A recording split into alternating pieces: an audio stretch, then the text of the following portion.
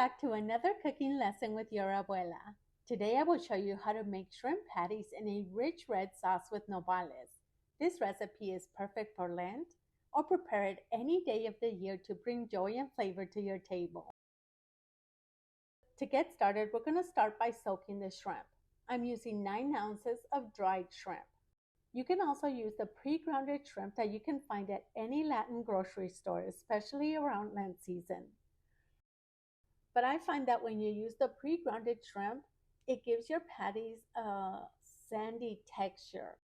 And that's due because when they grind the shrimp, they grind the entire shrimp, head, tail, and everything, which is why it gives you that sandy texture, which is why I'm going to grind my own shrimp. We're going to soak the shrimp in very hot water for about 10 minutes. This is going to help to soften them up, and it's going to make it much easier to peel. The heads we're not going to use, so if you find a lot of loose heads in the bag, you can just discard them. We're only going to use the shrimp. And while they're soaking, we're going to prepare the peppers. I'm going to use a combination of chile guajillo, 1 chile ancho, and chile de árbol to add a little bit of heat to the sauce. After rinsing the peppers, remove the stem and break them open to remove the seeds. And do the same to the rest of the chile guajillo and the chile ancho.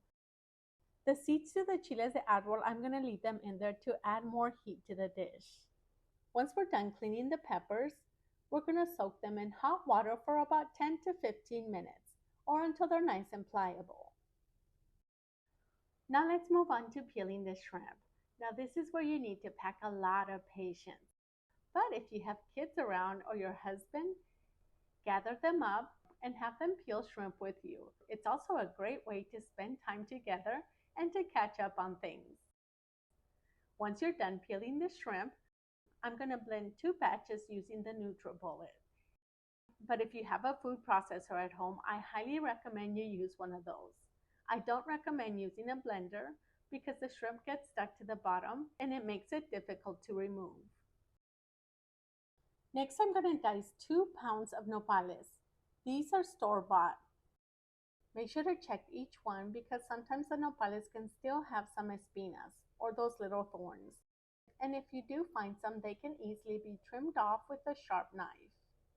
Once you're done trimming them, we're going to take them to the sink and we're going to give them a good rinse. And then we're going to take them to the cutting board and dice them into small bite-sized pieces. As I'm cutting them, I'm going to place them in a deep pan. We're going to cook them with a little bit of salt and about 1/4 of a cup of water. You can also boil the nopales, but cooking them this way, I feel like it leaves a lot less slime. I'm going to leave the nopales cooking over medium heat for about 25 to 30 minutes. During the cooking process, we're going to come back and move it around every once in a while to ensure that they all cook evenly. Meanwhile, we're going to move on to the preparation of the sauce. Transfer the hydrated peppers to the blender, and to help blend the ingredients, add 3 cups of the broth that we used to soak the peppers in.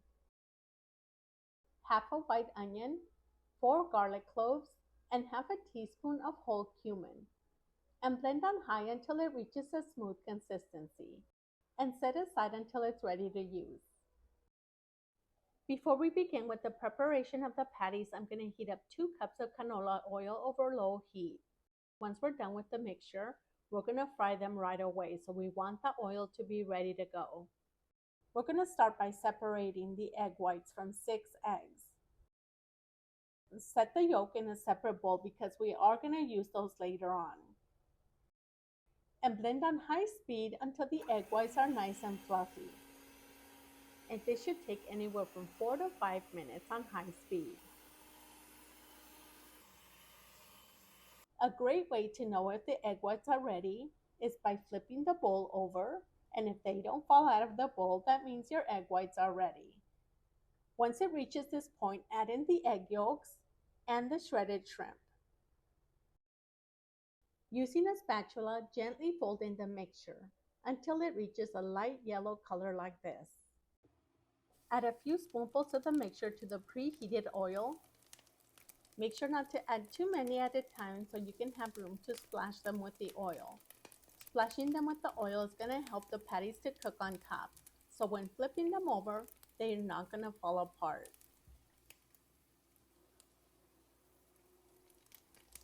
Once it's nice and golden on both sides, remove it and set it on a plate lined with a clean paper towel to absorb the excess oil.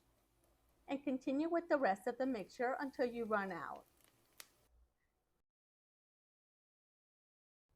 The nopales are still cooking, and as you can see, the nopales have released a lot of the slime. At this point, we're going to continue to cook until we no longer see any of that slime. Once it reaches this point, strain in the sauce from the blender. Using a spatula or a spoon, move it around to help the sauce go through the strainer. I did use an additional 2 cups of water to help the sauce go through the strainer a little bit faster, and to rinse the residue. The residue that remains in the strainer, you can discard of it. Give it a light mix and bring to a simmer over medium heat, and continue to simmer for about 15 to 20 minutes or until the sauce has a nice thickness. I used 1 teaspoon of salt when cooking the nopales. I haven't added any additional salt to the dish. Keep in mind that the dry shrimp contains a lot of salt, so if you add any additional salt before adding the patties, your dish might come out a little bit salty. So make sure you add in the patties first and allow them to soak for a few minutes before tasting. When serving, top it off with a little bit of queso fresco, or make it more abundant and serve with your favorite rice recipe or with a favorite side dish of your choice. However you decide to enjoy this delicious recipe, I'm sure you're gonna love it. Just like my husband does, because this is his favorite recipe. And if you do try it at home, we'd love to hear your thoughts on the recipe. Thank you so much for watching.